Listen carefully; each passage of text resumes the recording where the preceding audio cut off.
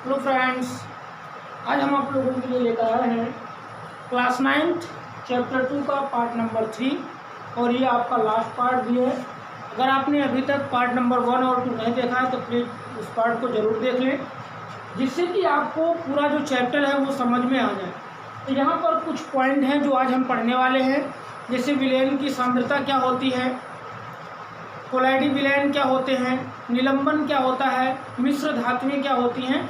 इन्हीं सारे 2-3 पॉइंट जो बचे हैं आपके इस टॉपिक के वो आज आपकी क्लियर करेंगे और इसी के साथ आपका ये चैप्टर भी आज पूरा हो जाएगा। तो चलिए स्टार्ट करते हैं आज का अपना ये वीडियो को लास्ट तक देखना, जिससे कि आपको पूरा जो कॉन्सेप्ट है वो समझ में आए, कोई भी स्किप नहीं करेगा, नहीं तो फिर आपके समझ में नहीं आएगा।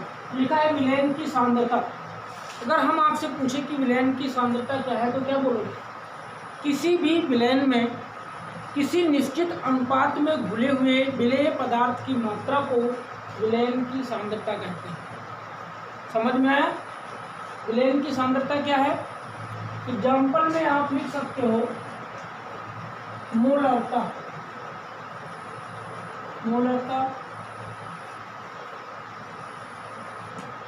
और एक होता है मोलरता। ये एग्जाम्पल है। तो क्या कह सकते हो कि किसी भी विलयन में एक निश्चित अनुपात में घुले हुए विलेय पदार्थ की मात्रा विलयन की सांद्रता, मतलब कि उसमें विलयन में सना हुआ सांद्रता कहलाता है। विलयन की सांद्रता मोलरता इसको हम आगे के वीडियो में बहुत अच्छे से पढ़ेंगे। 2 एग्जाम्पल हैं विलयन की सांद्रता। अगर आपके समझ में नहीं आ रहा है तो हम अगर आप बोलो तो लिख के भी बता सकते हैं, वैसे आप ध्यान से सुनोगे तो प्रॉब्लम नहीं होगी। विलयन की सांद्रता को कैसे परिभाषित करेंगे एक बार आप और सुन लीजिए। हमने नोट्स बना रखा है, जो आपको बताया है वही आपको लिखना है। लिखा है कि विलयन की किसी निश्चित मात्रा में एक मात्रा उसकी जो है वो निश्चित हो, निश्चित मात्रा में घुले हुए विलेय पदार्थ की मात्रा को विलयन की सांद्रता कहते हैं। तो विलयन की सांद्रता आपको आई होप समझ में आ गया होगा।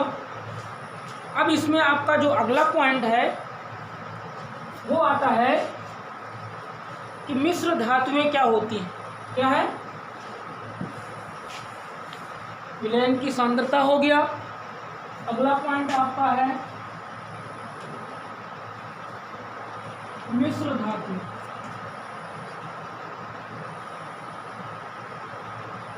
मिश्र धातु ये आपका अगला पॉइंट है। तो मिश्र धातु जो होता है, आप बोलोगे कि जब 2 या 2 से अधिक धातुएं गलाकर, जब 2 या 2 से अधिक धातुएं गलाकर एक मिश्रण तैयार किया जाता है। 2 धातुएं हैं और दोनों को गला करके एक मिश्रण तैयार कर लिया जाता है। तो इस मिश्रण को ठंडा करके, ठीक, फिर उस क्या करेंगे, उस मिश्रण को ठंडा करेंगे तो एक ठोस पदार्थ प्राप्त होता है। ध्यान से समझना बात। जब 2 मिश्रण लेंगे और 2 या 2 से अधिक धातुएं हों और उनका एक मिश्रण तैयार करेंगे, मिश्रण तैयार करने के बाद फिर हम उस मिश्रण को क्या करेंगे, ठंडा करेंगे, और ठंडा करने के बाद वह एक ठोस पदार्थ में परिवर्तित हो जाएगा, जिसे हम बोलेंगे मिश्र धातु। जैसे आपने पीतल देखा होगा, क्या देखा होगा? एग्जाम्पल ले लेते हैं पीतल का। तो पीतल में क्या क्या पाया जाता है वो आपको समझना है। पीतल में जस्ता होता है और तांबा होता है। क्या होता है? जस्ता प्लस तांबा, और ये दोनों मिल करके पीतल का निर्माण करते हैं। तो अब इसमें परसेंटेज की बात करें, कितना कौन परसेंट होता है, तो जो जस्ता होता है वो आपका 30% होता है और 70% आपका तांबा होता है, और मिल करके पीतल का निर्माण करते हैं। तो आपको पता हो गया कि पीतल एक क्या है, मिश्र धातु है। आपको परिभाषा भी क्लियर हो गई होगी। क्या करेंगे, हम 2 धातुएं लेंगे और दोनों का मिश्रण तैयार करेंगे, और तैयार करने के बाद फिर उस मिश्रण को ठंडा करेंगे। ठंडा करने के बाद एक ठोस पदार्थ प्राप्त होगा, उसे ही हम बोलेंगे मिश्र धातु। किस तरह परिभाषित करेंगे एक बार आप परिभाषा के हिसाब से समझ लीजिए। जब 2 या 2 से अधिक धातुएं गलाकर एक मिश्रण तैयार किया जाता है, इस मिश्रण को ठंडा करते हैं तो एक ठोस पदार्थ प्राप्त होता है, जिसे हम मिश्र धातु कहते हैं। आई होप क्लियर हो गया होगा आपका मिश्र धातु। आपका जो अगला टॉपिक है वो आपका है निलंबन, सस्पेंशन, तो वो समझ लेते हैं। अगला आपका पॉइंट है निलंबन। 2 पॉइंट आपके क्लियर हो गए। अब अगला आपका जो बचा है वो है निलंबन, इसको बोलते हैं सस्पेंशन।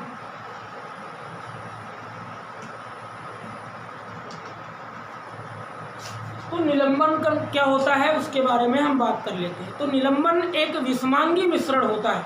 आपने समांगी मिश्रण, विषमांगी मिश्रण पढ़ रखा है, तो आपको ये पता होना चाहिए कि निलंबन एक क्या है, विषमांगी मिश्रण है जिसमें विलेय पदार्थ के कण घुलते नहीं हैं बल्कि माध्यम में निलंबित रहते हैं। इस प्रकार के जो मिश्रण होता है उसको हम निलंबन बोलते हैं या सस्पेंशन बोलते हैं। किस तरह परिभाषित करेंगे एक बार और समझ लीजिए। लिखोगे कि यह एक विषमांगी मिश्रण है जिसमें विलेय पदार्थ के कण घुलते नहीं हैं बल्कि माध्यम में निलंबित रहते हैं, जैसे मिट्टी में जल का घोल। एग्जाम्पल ले लें हम, मिट्टी में जल का घोल, समझ में आ रहा? अगर हम मिट्टी में जल मिला दें, घोल दें, तो क्या होगा, कण घुलते नहीं है, वो अलग दिखेगा कि हाँ ये मिट्टी है। लेकिन अगर पानी में आप नमक को घोल दो तो बता सकते हो कि ये नमक है? नहीं बता सकते। तो ये क्या होते हैं, माध्यम में निलंबित रहते हैं। घुले हुए तो होते हैं, मिट्टी गीली हो जाती है लेकिन पता रहता है कि ये मिट्टी ही है। तो यह एक विषमांगी मिश्रण है जिसमें विलेय पदार्थ के कण माध्यम में जो कण होते हैं वो घुलते नहीं हैं बल्कि माध्यम में निलंबित रहते हैं, जैसे मिट्टी में जल का घोल, ये एग्जाम्पल हो गया। निलंबित कण आँखों से देखे जा सकते हैं। आप मिट्टी के कण को देख भी सकते हो, तो आप कह सकते हो कि निलंबित कण आँखों से देखे जा सकते हैं। छानन विधि द्वारा अगर हम छन्नी लें और उसमें मिट्टी को घोले तो जल निकल जाएगा और मिट्टी के जो कण होंगे छोटे छोटे वो आपको छन्नी पर मिल जाएंगे। तो छानन विधि द्वारा जल से मिट्टी के कणों को अलग कर सकते हैं, ये भी आप लिख सकते हैं।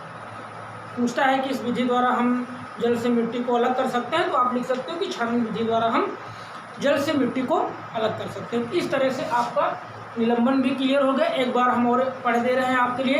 क्या लिखोगे कि यह एक विषमांगी मिश्रण है जिसमें विलेय पदार्थ के गुण नहीं लिखेंगे, विलेय पदार्थ के कण घुलते नहीं हैं बल्कि माध्यम में निलंबित रहते हैं। इस प्रकार के मिश्रण को निलंबन कहते हैं या सस्पेंशन कहते हैं। एग्जाम्पल में आप मिट्टी में जल का घोल लिख सकते हो। अब आपका इसमें लास्ट पॉइंट है इस टॉपिक का, जो है कोलाइड विलयन। क्या है? कोलाइड विलयन। तो भी आप समझ लीजिए, जो भी समझ में नहीं आता आप हमें कमेंट करके बताते रहिए।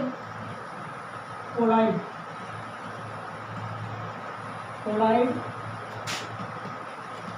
विलयन, कोलाइड विलयन क्या होते हैं? ये भी कई बार परीक्षा में पूछा गया है कि कोलाइड विलयन क्या होते हैं। तो जो आपका ये कोलाइड विलयन है इसको आप बहुत अच्छे से समझना, क्योंकि आपने इसके पहले का जो पॉइंट पढ़ा है वो आपने निलंबन पढ़ा है। तो निलंबन की अपेक्षा इसमें कणों का आकार क्या होता है, थोड़ा छोटा होता है। क्या होता है? जो निलंबन के कण होते हैं हम उनको आंखों से देख सकते हैं, लेकिन वो ये जो होते हैं वो उनसे थोड़ा छोटे होते हैं आकार में और समान रूप से फैले हुए होते हैं। कोलाइड जो कण होते हैं, क्या लिखोगे कि ये निलंबन की अपेक्षा इसमें कणों का आकार जो है वो छोटा होता है और समान रूप से फैले हुए होते हैं। इतना क्लियर हो गया।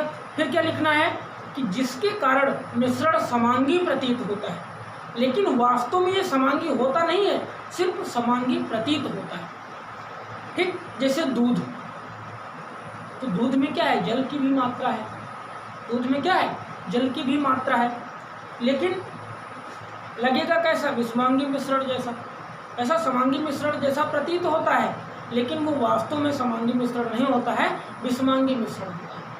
इतना क्लियर हो गया कोलाइड विलयन कैसा होता है। क्या लिखोगे एक बार फिर से समझ लो। आपको लिखना है कि निलंबन की अपेक्षा इसमें कणों का आकार क्या होता है? छोटा होता है और समान रूप से फैले हुए होते हैं, जिसके कारण मिश्रण समांगी प्रतीत होता है, परंतु वास्तव में यह विषमांगी मिश्रण होता है। एग्जाम्पल में आप लिख सकते हो दूध। दूर का उदाहरण आप दे सकते हो।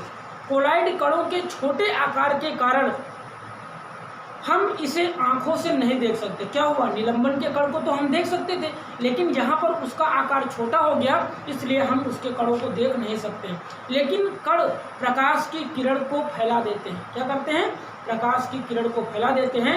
इस प्रकार प्रकाश की किरण का फैलना टिंडल प्रभाव कहलाता है। क्या कहलाता है, ये भी पेपर में कई बार पूछा गया कि टिंडल प्रभाव क्या है।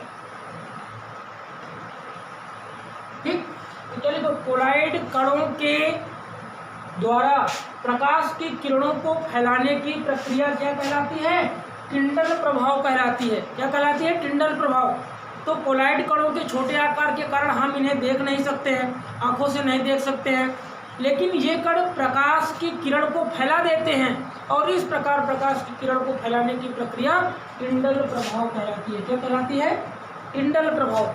अब आपके इस टॉपिक में कोई भी ऐसा पॉइंट नहीं है जो आपका छूट रहा हो। इसमें कि आपके जो क्वेश्चन आंसर है वो भी किसी दिन हम वीडियो में पूरे क्वेश्चन जो आपके अभ्यास के हैं वो सॉल्व करवा देंगे अगले टॉपिक में, और यहीं पर आपका ये जो पॉइंट है, तीसरा पार्ट नंबर है, वो आपका क्लियर होता है। तो प्लीज़ अगर आपने पहला और दूसरा जो हमारा वीडियो है अगर नहीं देखा है तो प्लीज़ उस वीडियो को ज़रूर देखें, जिससे कि आपको आगे की जो प्रोसेस है, प्रक्रिया है, वो आपको पूरी समझ में आए। वीडियो पसंद आया तो लाइक ज़रूर करें, शेयर करें और सब्सक्राइब करना ना भूलें। साथ में बेल आइकन को प्रेस कर दें, जिससे कि हमारी आने वाली नई वीडियो आपके पास का जो नोटिफिकेशन है वो आपके पास सबसे पहले पहुँचे। तब तक के लिए धन्यवाद।